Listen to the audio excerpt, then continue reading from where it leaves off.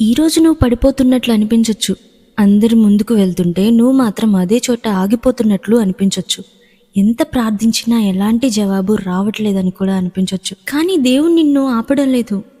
నీకు కావలసిన విధంగా నిన్ను మారుస్తున్నాడు. ఒక చిన్న గొంగళి పురుగు కూడా మొదట నేల మీద పాకుతూ ఉంటుంది. దానికి అప్పట్లో ఆకాశంలో ఎలా ఎగరాలో కూడా తెలియదు. ఒకరోజు అది నిశ్శబ్దంగా గూడు కట్టుకొని అలా ఉండిపోతుంది. దానిని చూసిన వాళ్ళందరికీ అది చనిపోయింది అనిపించవచ్చు. కానీ నిజానికి అది చనిపోలేదు, లోపల మారుతోంది. కొన్ని రోజుల తర్వాత అదే అసహ్యకరమైన పురుగు అందమైన సీతాకోక చిలుకగా మారి బయటకు వస్తుంది. ఇప్పుడు అది నేల మీద కాదు, ఆకాశంలో ఎగురుతుంది. మన జీవితంలో కూడా అలానే ఈరోజు నువ్వు నిశ్శబ్దంగా ఉండొచ్చు, బాధలో ఉండొచ్చు, ఏమీ జరగట్లేదు అనిపించవచ్చు. కానీ ఒక్క విషయం గుర్తుపెట్టుకో, దేవుడు నిన్ను విడిచిపెట్టలేదు. నీ జీవితాన్ని ఇంకా గొప్పగా సిద్ధం చేస్తున్నాడు. ఈరోజు కన్నీళ్ళు రేపటి ఆశీర్వాదానికి ప్రారంభంగా నువ్వు అర్థం చేసుకోవాలి.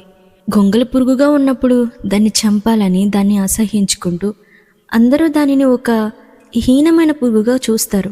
అదే సీతాకోక చిలుకగా మారినప్పుడు దానిని పట్టుకోవాలని దానికి ఆకర్షింపబడతారు. రెండు జీవితాలు దానివే, కేవలం దాని పట్ల మార్పు ఒక్కటే జరిగింది. అలాగే నీ జీవితంలో కూడా మార్పు కోసం నువ్వు వేచి చూడాలి.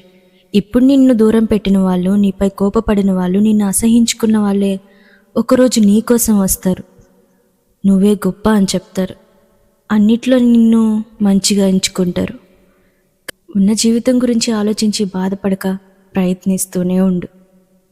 ఒకానొక రోజు నీకు కూడా గొంగలి పురుగు నుండి మారిన సీతాకోక చిలుక వలె ఒక మంచి జీవితం వస్తుంది.